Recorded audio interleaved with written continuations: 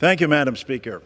Madam Speaker, I rise today to address the body on what has become a new term of art in politics called a polycrisis.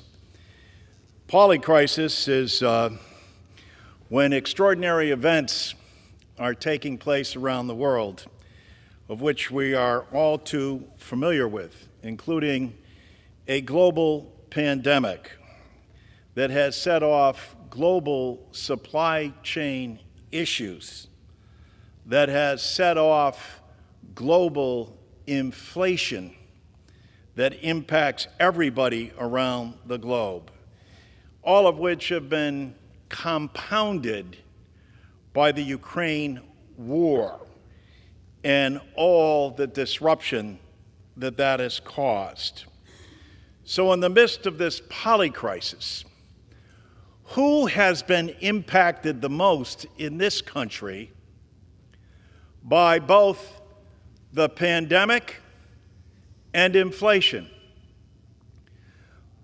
People impacted most by the pandemic are people over the age of 65. Of roughly the more than 1.2 million Americans who have succumbed to the pandemic, over 850,000, Madam Speaker, are over the age of 65.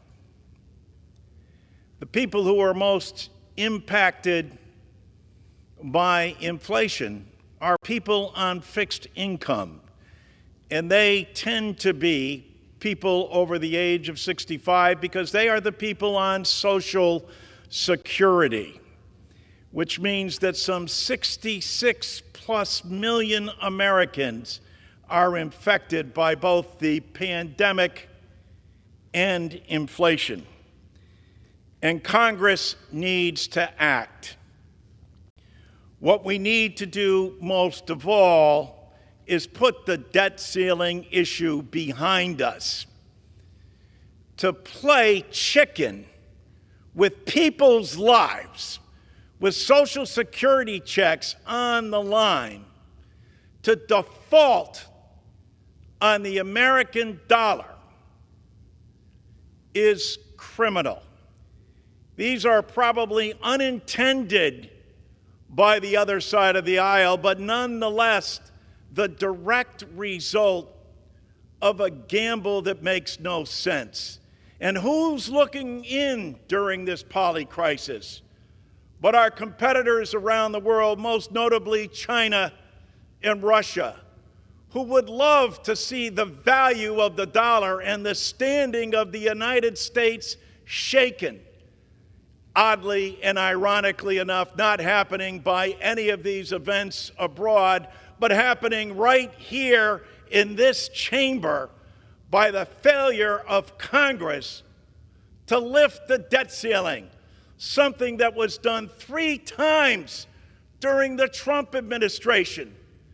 And yet, in the face of this pending crisis, with our seniors, the most vulnerable amongst us, facing excruciating circumstances, we continue to dither here.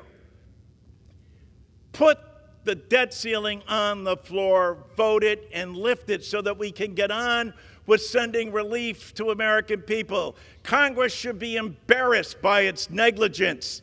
It's been more than 52 years since Congress has enhanced benefits for Social Security. How can people go home and look their friends, their neighbors, their parents, their brothers and sisters in the eye and tell them that we've done nothing for 52 years? Do you think that things have changed since 1971, that prices might have gone up? Certainly they have. It's long overdue for Congress not simply to protect Social Security, but to enhance it. So during this polycrisis, during this epidemic, during this time of inflation, the most vulnerable amongst us, Social Security is the #1 anti-poverty program for the elderly. It's also the #1 anti-poverty program for children. It also happens to be the best economic development program for every single congressional district. An average of 145,000 people per congressional district depend on Social Security and receive those checks. And where do they spend that money? Right back in the district. The time to act is now. I yield back my time. Thank you, Madam Speaker.